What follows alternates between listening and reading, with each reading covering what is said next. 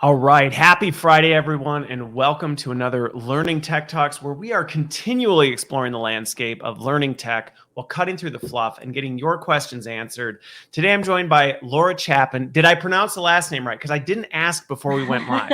Really close, Chapin, but yeah, I answered Chapin. either one. Okay, We're see, good. there you go. All right. I got that A wrong. All right. No Well, anyway. worries. And she's from Coach Hub. Today, we're talking digital coaching, which I'm actually really looking forward to digging into this more because I posted about it earlier this week. Danny and the Red Thread team had talked about this in an article a while back, that digital coaching is a huge trend. Unless you've been under a rock, you probably know that, but it's a big space. And it's a complicated space, and there's a lot more to it than a lot of people realize. So I'm looking forward to getting into that, talking about what coaching is, what the digital landscape looks like, how it can impact your org. We've got a whole agenda plan. I don't know, Laura. I'm pretty excited about it. How about you? Very. All right. Well, but before we do, it's great. Well, but before we get into it, we got to do the icebreaker stuff because it's important. People need to know who you are, all this good stuff. So let's start with an easy one, which is, where are you? And you told me, but I won't spoil it. So where are you today, Laura? I am in my home office just outside of Denver, Colorado. Okay, Denver, Colorado. I was born in Loveland. So, or actually technically birthed, but lived in Loveland. So beautiful area out there. It is. Okay, so you're in Colorado. I'm in Milwaukee, where I always am. So that has not changed. But now you've had time to think about it. Hopefully you didn't forget the other question, which is, I'm curious where you landed on this one. What's a skill you think everyone should have and why? Well, we were having so much fun chatting before that I didn't give it a whole lot of thought. So I'm going to think off the cuff. That's fine. You can go off the cuff. That's totally right. acceptable. Gosh, it's actually hard to say.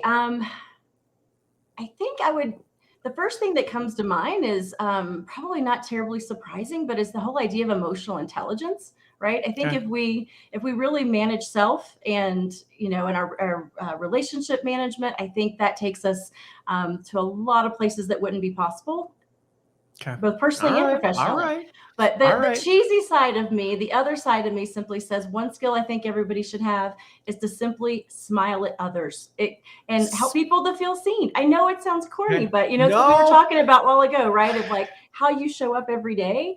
And especially the way things are today, the fact that you can even, get behind outside of a mask and make eye contact, have a human connection. It's a really simple skill, but I have found that a simple smile will start conversations. It changes the whole attitude, the atmosphere around you, all that. You know what's funny? I actually like that one a lot because I think sometimes in the skill discussion, we go real ethereal and we use these really big terms, and it leaves people sometimes feeling like, oh, okay, that feels like a lot to take on. But learning how to smile and, just look someone in the eye, simple skill, massive impact. Honestly, massive impact. Okay, absolutely. So mine on this one is similar in terms of a skill that's actually, I think it's a lot harder than people realize. Because initially I was thinking like something around communication, but then I'm like, actually, I like going beneath that, which is listening to understand. I think that is a much harder skill than a lot of people realize, to actually ask questions and listen to what someone's saying and understanding, instead of, okay, I'm listening, winding up to like respond or throw in whatever I have to say to whatever it is. And I think similar to the smile, doing that well, that makes a big impact on even the whole flow, and it affects your communication and everything. So that'd be mine. Love it. All right. So let's transition gears. We'll shift gears over. Transition gears. I don't even think that's a thing, but that's fine. So before we talk more about Coach Hub, let's talk a little bit about your journey and how you got there. Because if I remember right, you told me you joined in October of last year. But what's you came from Harvard Business Review, correct? Yes. Yeah. I was at a Harvard Business where we actually in the corporate learning team. So we really focused on leadership and management development. Friend of mine had actually come over to Coach Hub and talked about how great it was. And of course, I was naturally curious about the whole digital coaching space. Actually did my coaching certification back in 2008, 2009. Did kind of traditional coaching for a long time, right? Just in person or even over the phone.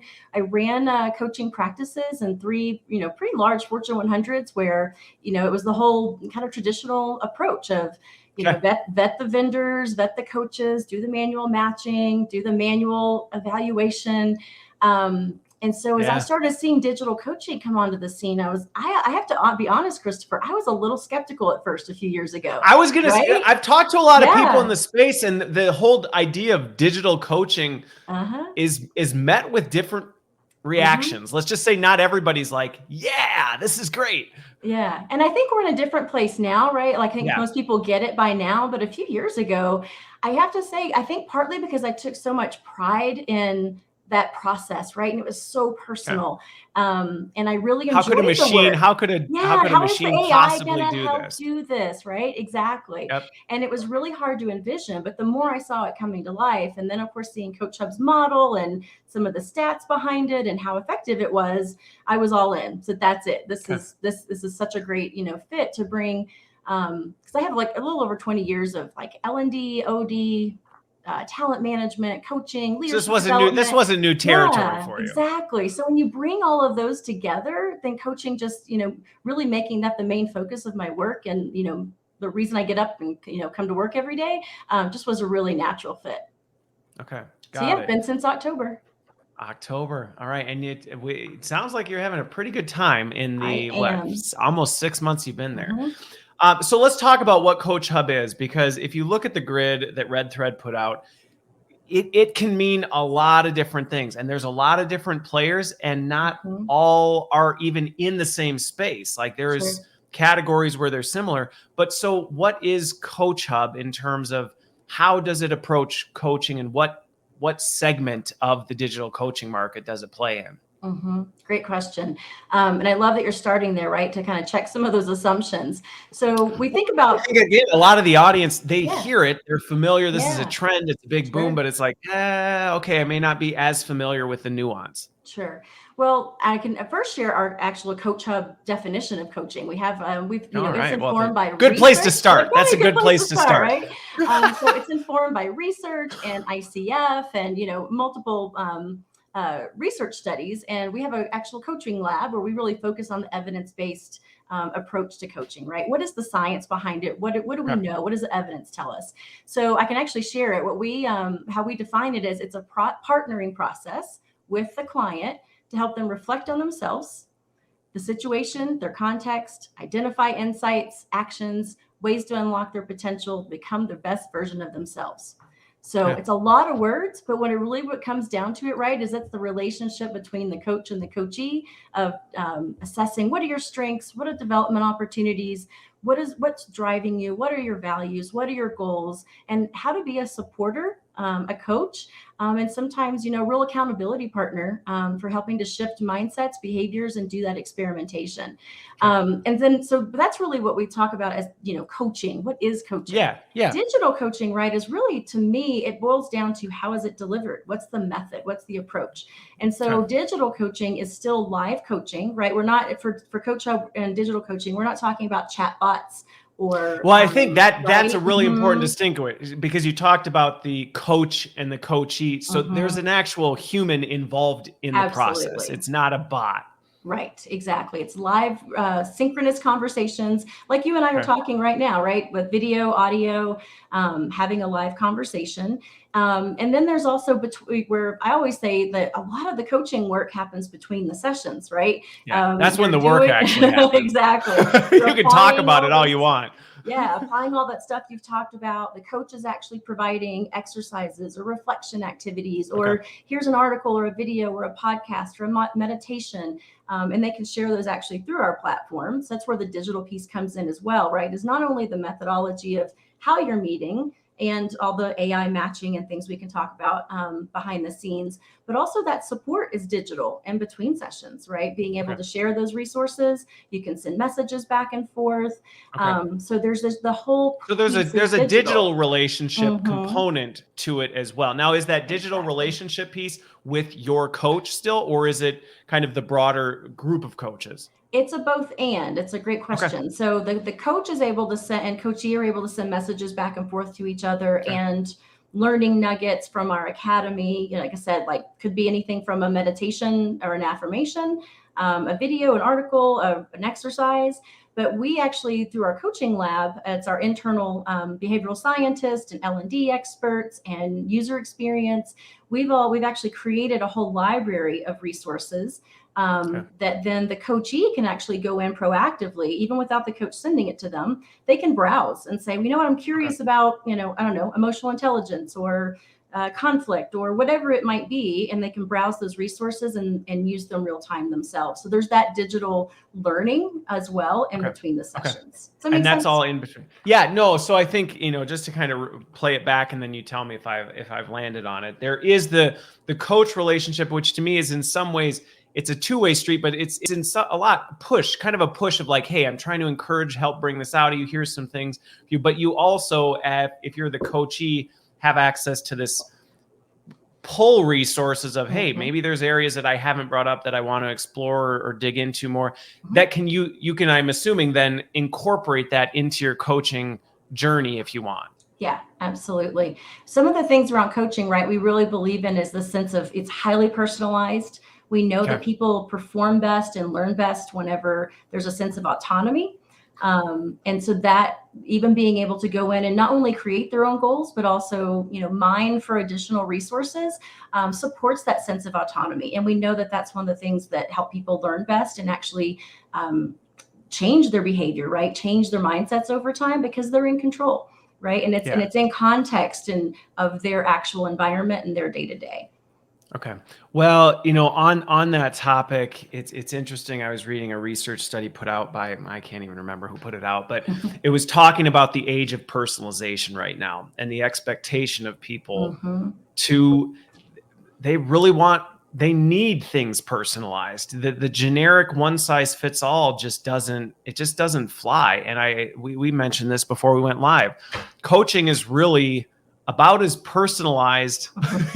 It's about as personalized as you can get, because it's really getting to know who you are as an individual, but then also relational. I mean, there's a relational component. So it's a little more holistic than, hey, we've gathered a bunch of data points about you and they're now pushing you content that's relevant. That's one degree of personalization, but then to be able to do that on a relational basis is huge. So I'm curious the process for matching.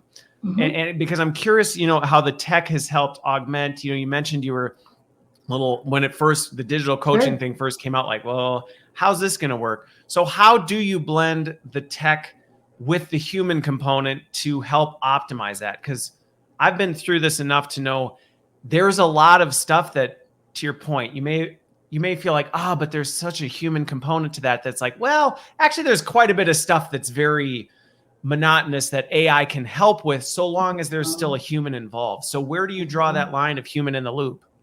Yeah, that's a really great question. And actually, if you don't mind, I think we're talking about the coaching journey. So I'd like to share that maybe real quick in context. Sure. And we can talk about this a little bit more later too, but we have an actual holistic coaching model. And that model looks at two different kind of components of our whole selves: grow as a person and inspire as a leader. And under that, then there are 6 core focus areas, and then behavioral areas, subdimensions below that. So we have this framework that we're based in evidence-based studies around transformational leadership and Seligman's PERMA model. So we have this coaching model that is really defining kind of a North Star for coaching. So we orient, and sorry about that. I think we can put that back up. No, there we go. So we'll bring it back up. Yeah, sorry about that. We'll go back.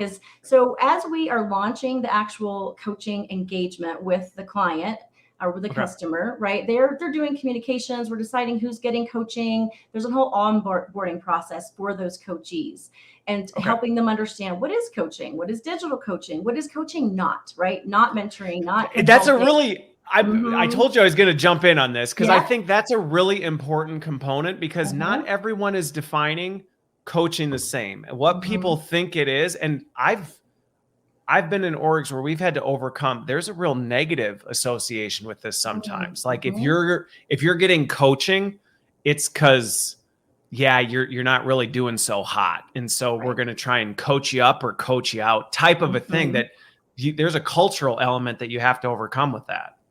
Yeah, and I think it's I hope, and I'm curious your point of view on this. I feel like it was more performance based at times in years past, and I think more and more most organizations have moved towards more of it's a development technique. It's a development approach to really help you be your best self or your best leader.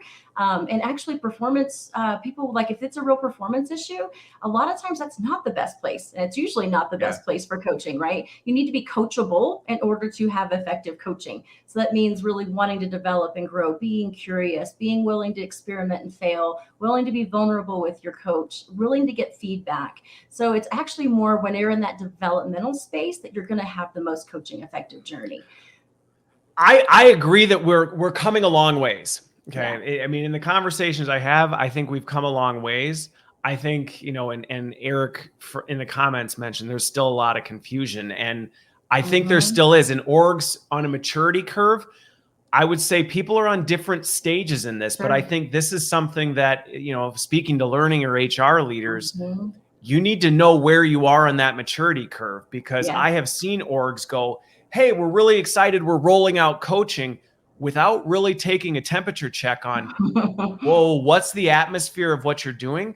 And it has sent a message to the org that we're failing and we're hoping to try and bring that up. And they just need to know that, hey, you got to do some work to get in front of that, because you might be unintentionally sending a message that you may not want to. So again, I think it's just knowing where your org is, and then being able to, I think, and that's going back to your journey piece, then being able to make sure in your messaging on the onboarding piece, you're really clear on that, and you may have to do some work on the front end to mitigate that. Otherwise it can be dangerous.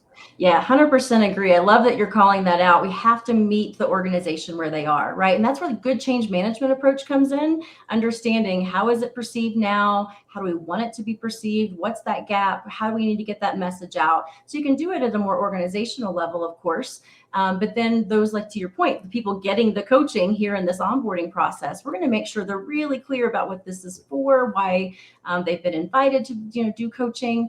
And so they're going to actually come into the platform. And so this gets to your original question. I know you told me we're going to loop around some different ways. So we're going to bounce all over the place, and we'll bookmark it and come back to it. That's so right. don't even worry about it. I bookmarked it in my mind too. Coming back to that, where does digital and AI and all that play in? And there's multiple places, but one thing I would say is, so when our coachee, for example, goes in, they've been onboarding, they understand what this experience is about to be like.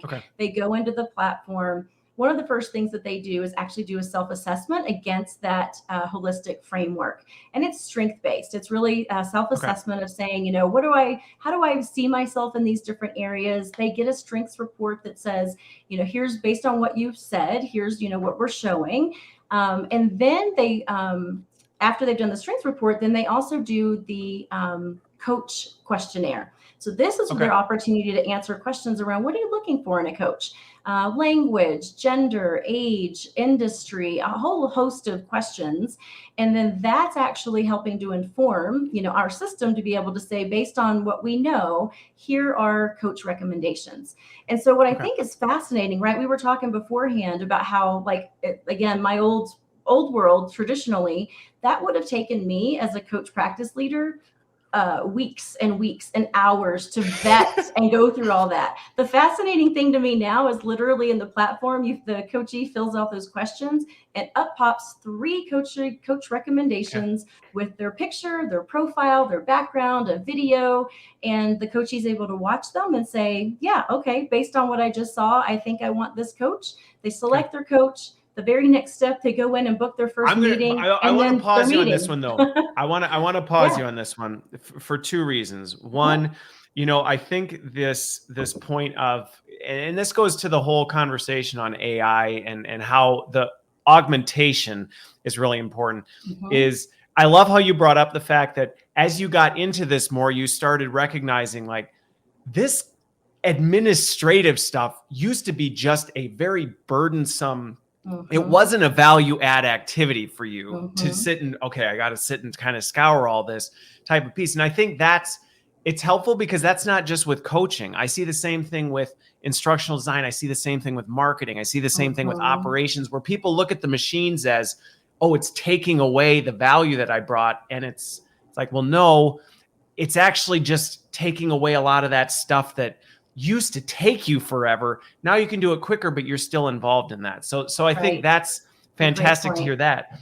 But then I think the other one was, you know, on that coaching piece, I'm curious on this, on the selection and how, you know, if there's some coaching involved in that process, because I think the self-awareness of folks sometimes may not necessarily be where it needs to. So even knowing what they want or what they need, or recognizing their own personal biases, is that, how do you help with that? Or is that something that's part of that process to help encourage them to kind of, hey, we want to go bigger? In the coach selection process, I think the big is, if that's the piece that you mean, I'll do two things, right? Coach selection and then maybe in their goals. So in the coach selection piece, I think it's really part of that onboarding that we provide when we're talking about what is coaching and what's the difference between that and, say, if you were looking for a mentor, you would be looking for something else. If you were looking for a consultant, it would be something else. But if you're looking for a coach, right? A coach is not the one who's going to come at you with, here's all the answers. I'm going to tell you how to get to point A and point B, and they give you a roadmap, right? And so we really help them understand what to look for in a coach. That's helpful. That's helpful. So that's actually then part of the onboarding process, is not just what is coaching, but also, hey, you're going to be selecting a coach and ask some questions, but this is what you should be looking for. Because going back to that misunderstanding, people might go, well, I want to look for somebody who's done exactly what I've done, or, you know, thinks exactly like I do, and is just going to kind of pat me on the back and go, great job. Keep up the good work. Right. Yep. Absolutely. Okay. Yep. Okay. So that gets us, all right. See, I told you, we'll come back to it. So we get to that piece. So as part of the journey, they're now matched quickly. It's not, I mean, this isn't like, all right, we'll get back to you in 14 days with who your coaches are. Exactly. Yep. So then they're matched with their coach. They book their initial coaching session. The first time they meet with their coach, it kind of what you would expect, right, is getting to know each other. What are your goals? Let's bring that strength report into the conversation to help choose your focus areas, start your goal alignment, start talking about your values. And the other thing too that's really nice is, you know, if there's another assessment that's used, or a 360, we can bring that into the coaching conversation as well. That's more good data, right? To say, what's the feedback? Where are you today? Where do you want to be? What are those gaps? What are the strengths that we can build on? And they create a roadmap together and start their plan. Okay. And the content, the on-demand, you talked about this before, the on-demand content, that's all part of it, correct? Like it's all part of the coaching package, because I think some people think I harp on content a little too much, and I don't know, maybe I do, but to me, I look at it and go, I mean, content isn't what drives behavior change, right? But it is an ingredient, you know, and you can't make a cake without flour, but at the same time, a cake with only flour isn't going to rise and it's going to taste awful. So I think that component of that's a key component, it sounds like, as part of that of, well, you may have gaps. And so we also have the stuff to address those gaps, which I guess for organizations who may not have libraries of stuff to pull from, it sounds like that's part of the package, correct? That's right. Yep. Yeah. And I love what you're saying too, right? Is we know that you can throw a library of content at people, and that's not going to create mindset shift or a behavioral shift. But what I love about having it embedded within coaching is that it's immediately in context, right? It's immediately applicable. It's in context of Like sometimes I think about in the days when I was doing more training, we'd always talk about what's the with them, what's in it for me. What I love about coaching is the with them is immediately clear, right?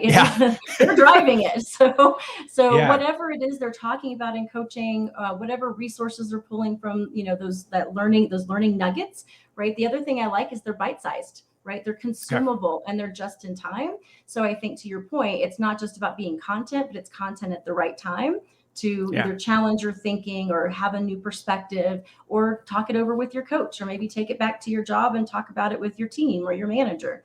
Well, and I think that I know this isn't specific to coaching, but in many ways it is, because this has ties to the way we think about learning and development as a whole. Because I think more than anything, that's my beef with content, is a lot of times we just provide it to people and say, there you go.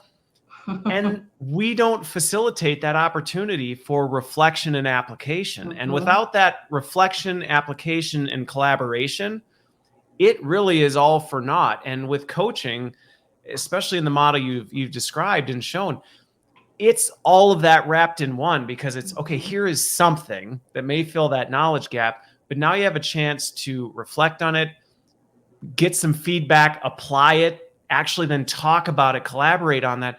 That's actually where behavior change is happening. And I think that's an important consideration, regardless of whether you're addressing coaching specifically or anything as it relates to learning and development. Yeah, I agree. And I think it's one of the ways too, when you think about different use cases, right, for coaching, is it could be just one-on-one and it's just coaching and that's it, right? And that will be effective and can be a fantastic way to drive learning, development, change. Sure. And you can also do coaching, right? It kind of gets to a little bit of what you're talking about in connection with leadership development program, maybe a diversity inclusion initiative, right? So that you're really taking that learning and then how do you apply it? And I know we always go back to the research that shows that that application and actually bringing the learning home, it improves that immensely. And so that your investment that you're making in training then now also has a better return and performs better because now you're actually implementing it, right? There's no lag. Yeah. Well, and it's funny, some of the stuff on here, JD Dillon, he's over at Exonify. We kind of go back and forth and joke about this, that some of these things, it's like, duh.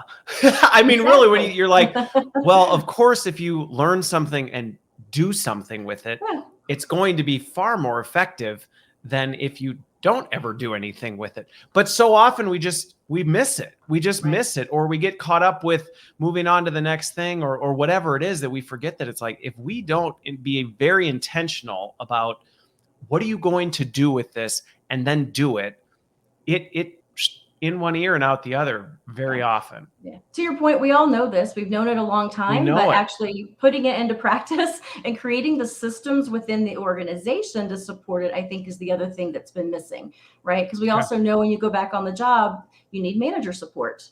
You need to. It's got to be reinforced. It's got to be incentivized. I mean, it's cheap to talk about it and go, yeah, we really need to do more of this. It's a lot more work to figure out how to do it well. Right. And I think too, sometimes we think about organizations are sometimes incentivized, quarterly or annually.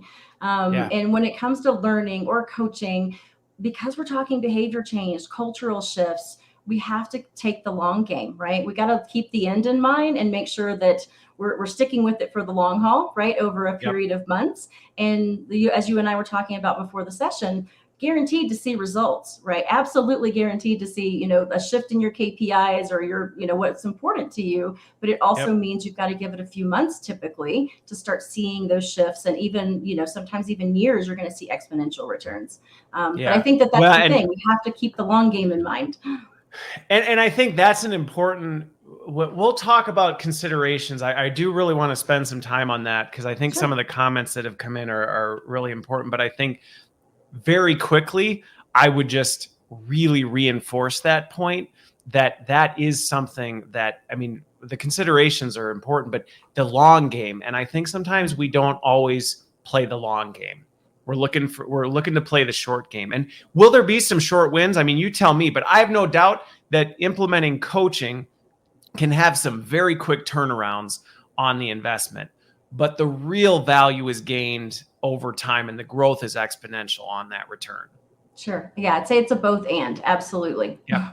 Yeah, it's not an either or. So I am curious this, because based on the journey that you're on, two follow-up questions kind of came to mind for me. One is, I'm curious, so it says unlimited coaching, and then there's also kind of the journeys that you go on. What do you see in terms of pattern of behavior? Because I'm curious, how frequently are people engaging with a coach?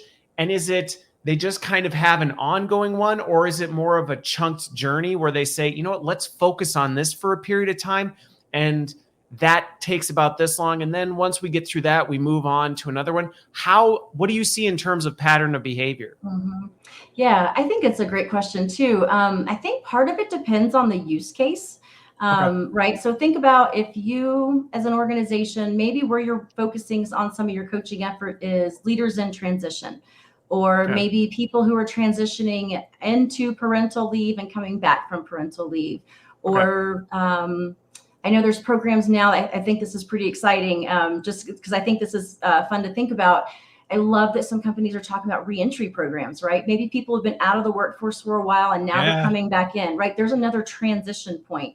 So I think if you think about these key transition points, maybe it's a 3-month engagement, right? That might kind of get them through that transition. And they might meet weekly or every other week, say for 3 to 6 months. And then other efforts, right? Maybe around DE&I or inclusive leadership or general leadership skills or wellness and well-being, you might want to do typically a longer, say 6 months or maybe even 12-month engagement, right? To kind of hit that sweet spot. We do recommend, like you said, it's unlimited. We do recommend at least twice a month, right? Kind of an every other week cadence. That's what I was curious. Cadence, like what do you see? Yeah, that's what you're going to find most people doing, because just if you think about just the competition for our attention, right? Our competition for our time, attention, making time for it. But the good news is they're like 45-minute sessions. You know, we find that that's the sweet spot. And then that also gives you time, goes back to talk about do loops, right? You're talking about that a while ago. We'll do it again. Goes back to what we were talking about, reflection, practice. You need time to reflect. You need time to practice, get feedback on the job, experiment, sometimes fail, see how things go, or experiment and see that it went really well and learn from it. But by doing it every 2 weeks gives you that actual time to put things into practice, and not at such a quick clip that you kind of skip over the learning. Okay. So there's two follow-up things on that I love that you hit on. One ties to the transitional periods, and I think we can talk more about the use case piece for folks who may be going like, where would we kind of apply this? And Rudy, I see your question, so I'll bring this up because I'd love Laura's take on this one. So I will ask that, Rudy. I promise I won't forget. But is the fact that moments of transition, and there's a lot of research behind this too, is when people are most open to accepting change, right? When they hit moments of crisis or they're in moments of that's when they're really open to it. So again, while I think there's value at all times to be continually coached and get that value, those big moments of, you know, I'm coming back into the workforce, I just had a job change, I'm new to the organization. Those are those moments where people are going, I may have to do things a little bit differently, and I'm open to the feedback and the growth that I may need on that. So I think that's really helpful. And again, I know David James over at Loop talks about this quite a bit. But then the other piece that I think was interesting is the cadence. And that, for folks who may be considering a coaching program or something like this, that is part of I would anticipate as part of the messaging, setting expectations for people to know, hey, we're not telling you exactly how to do it, but these are some best practices. Because if you're only talking to your coach once a month or once every 2 months, there's really not enough frequency. Too much can happen for you really to stay on top of it. If you're meeting every other day, I mean, you could, but that's not really enough time to even apply or reflect or do anything with it. So kind of finding that sweet spot, that's why I was curious where you're seeing the most bang for your buck out of it. Yeah, I think what you're saying is really important too, because even though that cadence kind of might generally, like for example, one of the great benefits I get as an employee, right? I get a coach and I meet with her every 2 weeks. And anytime I'm running up against something that is stressful or hard, or I'm not feeling confident, or, I just needed some additional support, I'm like, oh, wait, I can call Kathy, right? I go into the app and I say, you know what? I know our next meeting's not for, another week and a half, but I'd like to schedule an additional session this week to talk about X. Right. And so knowing that you've got those little like, oh, I need a life raft. I need, I need a versus a traditional coaching engagement. Again, I'm trying to kind of unpack this for folks who may not have been. A traditional coaching engagement, you might not have that flexibility because it'd be like, I mean, that's not what we agreed to. That's not part of the program. Right. I don't have that flexibility. And I just even think as a real life example where you might run into this is, you are planning for a big, I don't know, whatever, some sort of meeting where you're planning on something and it goes nowhere near how you thought it was going to go. And you don't have a 2 week, it's not for 2 weeks. And you go, I need to debrief on this because I don't know what just happened. Where did it go wrong? Like, I just need to talk this through. Having access to your coach to be able to say, can we just jump on and like chat for a bit? Because I just got nuked in this meeting and I need to debrief it. Yeah, absolutely. Yeah. And to your point, right, the ways that at least, I can't speak for everybody, but I can say, 10 years ago when I was running a coaching practice, like to your point, the statement of work was very clear, right? X number of sessions, X amount of time, additional sessions would cost extra. And with this model, you really have that just-in-time support to be able to, like you said, figuratively pick up the phone, right? Go to your app, schedule the meeting, and you're good.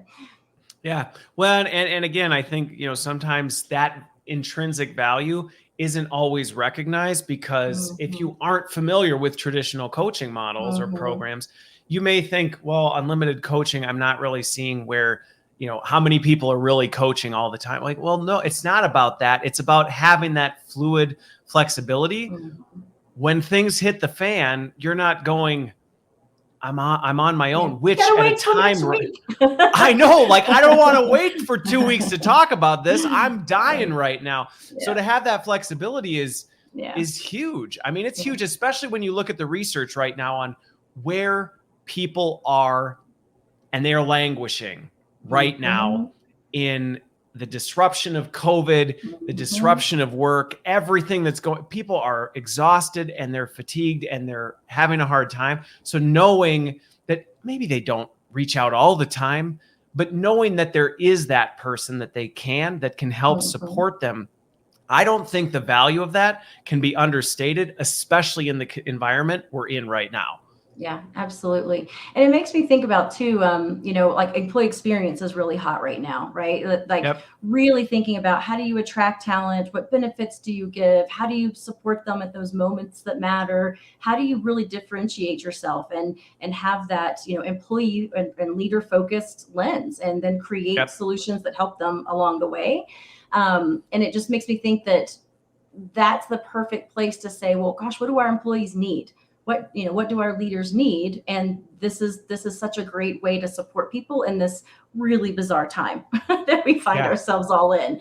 And especially when leaders are burnt out, right? Normally, maybe I would have gone to my leader, which is great, right? We're not saying coaching should in any way. It doesn't replace your leader, but it's an additional resource. And we know that God bless them, leaders are burnt out. I don't know, you've probably seen all these recent studies, like you name it, Person or McKinsey or DDI or Qualtrics. I just read a report put out by Humu last night, and it's not good on managers right now. They are not in a good place. Right. And their retention is much less likely, right? The current turnover is high, and what they're saying their anticipated turnover is even higher. Exactly.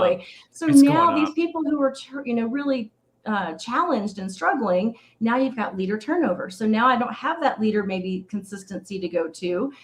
So just it becomes this, kind of a vicious cycle. So it's a vicious cycle. A really, really good resource for employees and those leaders who are struggling.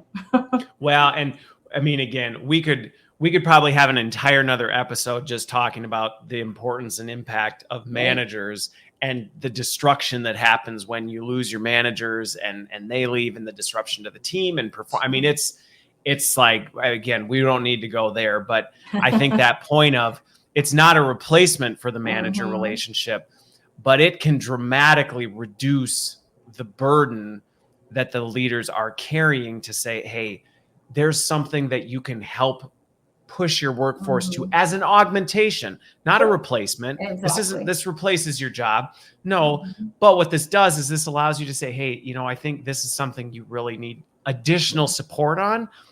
And you can get that instead of going, good grief, I've got to be your coach. I've got to be your mentor. I've got to be your boss. I've got to also do all my own work. That's a lot, especially if you've got any size team.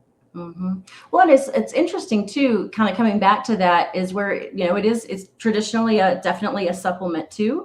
But then I was noticing, and I'm terrible with remembering the number at the top of my head, but Gartner had a recent survey research report, right, for their predictions. And I believe it was by 2024, they were predicting something like 30% of corporate teams will not have a direct manager. They'll be an agile hybrid project teams. So to me, that's even and they're going to come reason, together quick. They're going to snap. I know. Right? And so that really puts everyone in a place of needing to be their best self, to perform their best, to be productive, to think about how do I grow as a person? How do I perform as a leader? Because then leadership, especially in that model, is not about the position. It truly is, how do I show up in this agile team?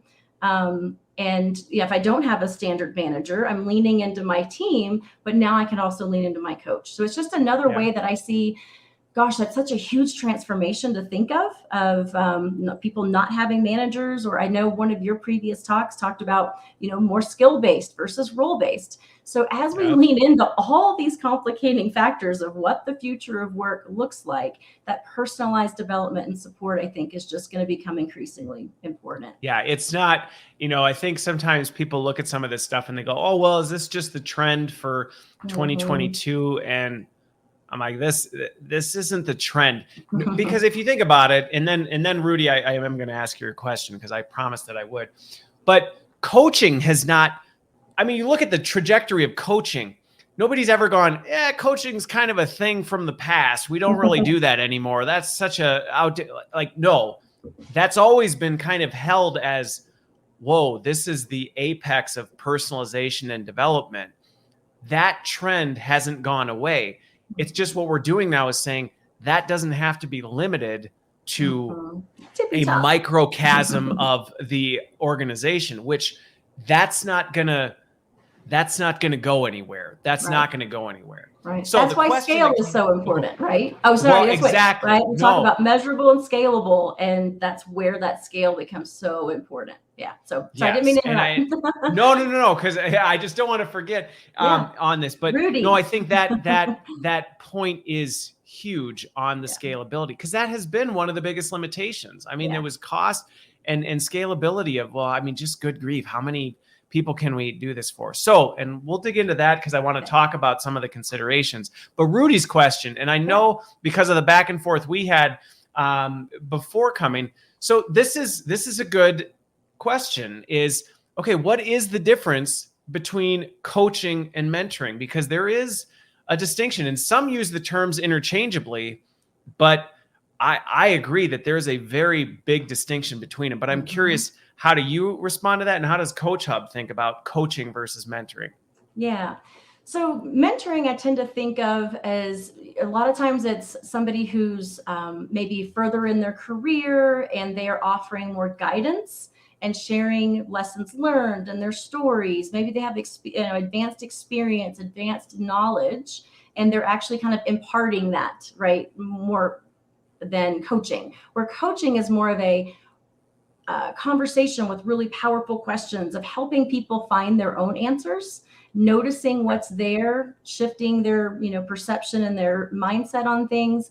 And I would say the other thing too, because I want to go back to mentoring for a second, is the other hot thing with mentoring, right, is reverse mentoring. It's a two-way street of people that in different maybe stages of their career, different experience, really kind of teaching and sharing knowledge and experiences in a different way, where coaching really is having a professional certified coach who understands, the psychology of coaching, the techniques around good coaching, asking powerful questions, holding them accountable, and where the coachees really driving what their goals are in the conversation. kind of their agenda. Does that make sense? Does that help? No, it does. It does. And hopefully, Rudy, that answers your question, because I'll layer a little bit on there from how I've kind of thought about it. And I'm curious your response. But I think it's an important distinction, because there are mentoring platforms out there as well. Absolutely. And I see the two get confused, where they go, oh, no, we're doing this. And it's like, okay, there's a difference between a platform that's trying to connect mentors with each other versus trying to set people up with coaching and things like that. Because to me, one of the big differentiators is with mentoring, you're looking for a SME in whatever it is you're trying to do, because this person has walked the path and that could be anything. It's not necessarily, oh, they're more senior in the organization. It's like, well, they may just be further along in their skill set. They've walked the road, and you're looking to them to say, what is the road that I can expect? Like, what am I going to run into? Things like that. Like, what did you hit? Things like that. Versus a coach, they may have no clue any of the subject matter expertise, and that's not relevant, because it's like, well, no, my job's not to tell you what to look out for, what to do, what you can expect, but to help draw out that in you and help you figure out what that journey should look like for you, which I think goes back to that personalization piece. Yeah, I would 100% agree. Okay. All right. So let's talk about this, because we will run out of time if we don't get to this piece of it, because I've got way more questions than I'm going to fit in 15 minutes, but that's fine. When we talk about the considerations piece, I think, we talked early about some of the ones going into it, which I'm trying to think, Kim brought this up earlier, and I'll bring this one back into the stream, that when she was in her org and they first started talking about coaching, she had kind of this like, oh, it wasn't a positive. So we talked about that earlier, that, hey, if you're considering coaching, one, there's this messaging, but what other considerations when you work with orgs who are looking at saying, hey, you know what, we actually want to take this coaching thing seriously. What are some of the considerations that they need to make to make it a success, or at least get the most out of it? Yeah, that's a great question. I guess the first thing that comes to mind is, not surprising, is start with the end in mind, right? What is your organizational goal? What is your culture? What's important to you? What are you trying to get to, right? And what's the from to state?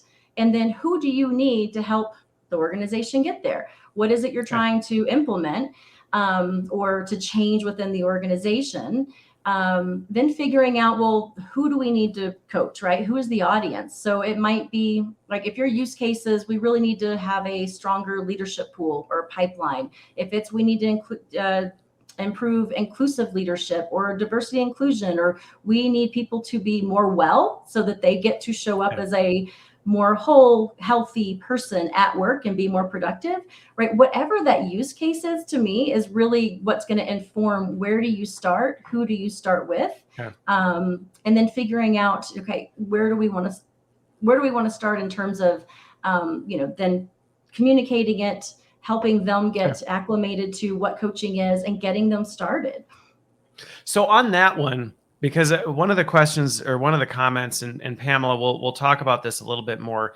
I'm curious on this because the reaction, and I think some of this is just legacy response because of what especially senior leaders may associate when they think of coaching, is this, oh, it's way too expensive. It's not going to scale. It's not something we can do.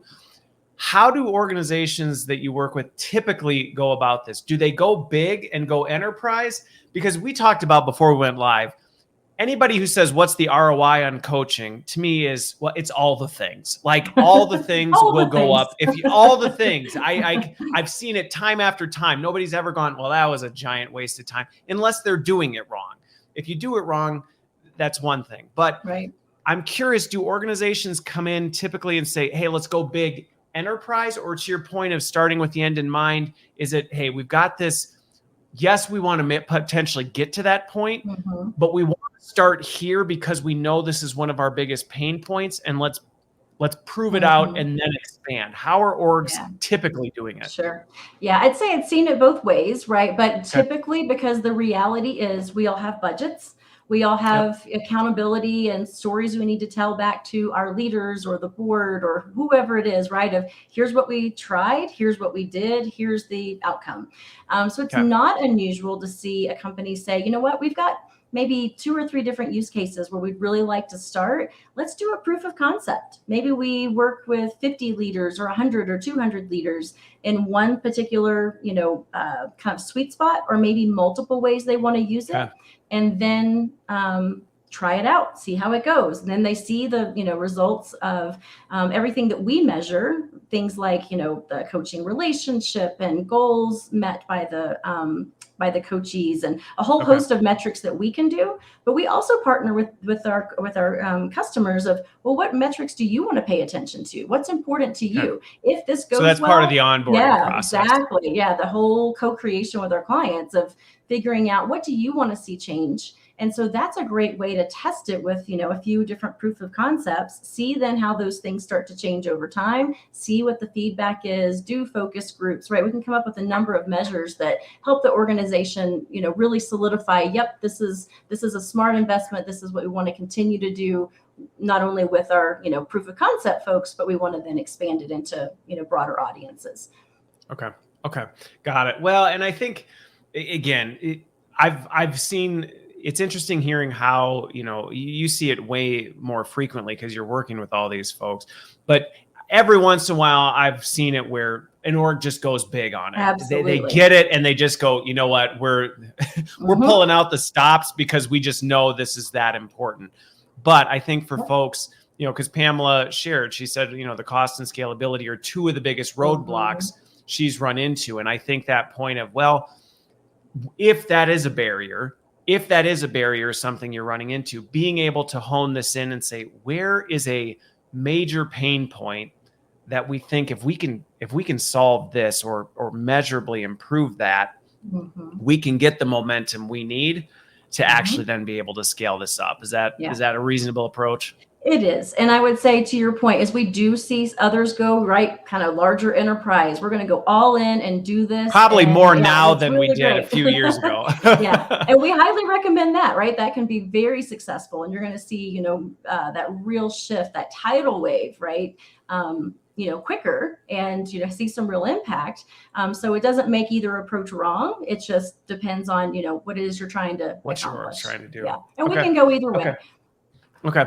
And then, so are there any other ones, because one I was curious about is in terms of kind of the approach for this. I've seen orgs have a lot of success because again, the stigma can exist. And I know I actually talked to an org recently where one of the ways they started this with, they started with the senior leadership team so that it was like, it's okay. And I think actually somebody commented on this. Ethan shared it. The messaging from the CEO and COO was, it's okay. And I've seen that work very well when it's, hey, I'm not, and I think of the hair club for men, right? Which clearly I'm not part of, but it's like, I'm not only the spokesperson, but I'm also a customer.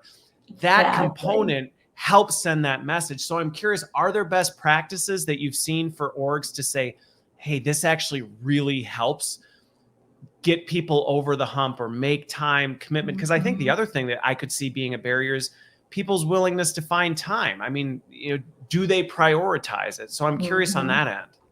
Yeah, it's a great question. I love your reference to the hair club for men. I think we're showing our age, Christopher. That's great. I love it. I remember those commercials. But I love that you're bringing that out. And I think, I can't remember who you said just commented on that. It's a really, really best practice is have those people who are, thank you, Ethan, those folks who are revered in the organization. They're seen as an exemplar, right, of what goodness looks like to lead or, to live the values of your organization. Have those people talk about, I have a coach and here's how it's impacted me. Here's all the things that I learned. Here's the ways I tripped up. And also, right, set that tone of psychological safety and vulnerability, not just the good stories, but, hey, I really had a hard time. I worked through it with my coach and here's how it turned out, what I learned, and really make it safe for people to understand that even your top performers, right, even your top leaders, they have struggles, they have challenges, they need help too, but have them, I think of it as kind of the Amazon effect, right? Of, 5-star rating and all of the little reviews. Yeah. That's where people have, that's where they're going to listen to those people tell their stories and their experiences. So I think that that's a really great call out. Think other things would be, again, going back to really good change management, understanding, even like when I do good change management, or I hope it's good, I like to go out and really hope it is. I try to understand, right, who are the stakeholders? What is their perception today, right? Don't make assumptions about their perception, but that perception could vary by level, location, country, right? We're a global company. We're offering coaching in, gosh, what is it? Like 70 something countries, I think. Well, it could be different in the US versus, somewhere else. Their perception of coaching, what it is, what it's good for. So I think it's really important as you're rolling out, be careful about making assumptions, especially in a global rollout. Know your audience. I was just going to say, especially for global companies where you might operate out of, well, this is how we're approaching it. And that may be fine for where you are. But if you're rolling this to a different region, you're going to Europe or JPAC or, you can't just go, well, this is what we're doing, and this is exactly how we're going to approach it across the org. Yeah. So the other thing that I was, and now I think I totally just lost what I was going to say on that, because as you were talking about it, that point of this change management and just best practices, I think it's really important that, especially for learning and HR leaders on the front of this, really making sure that you're pushing some of this as part of that. I remember one instance, just a story I had was, I had a leader a while back who wanted to roll out a coaching program. And when we dug into it, this individual was said, but not for me or my leadership team.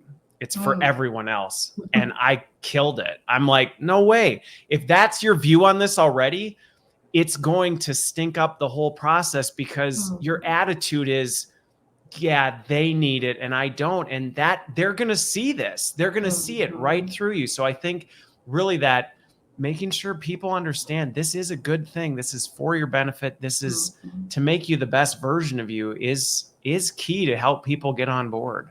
Right. And I think helping people understand that it truly is a whole person approach, right? There's this balance between, yes, you need to be paying attention and aligning to your organizational goals, maybe your annual goals, the development, feedback you're getting on the job, but it's also about, to your point, right? How can I be a better employee, a better leader, a better person?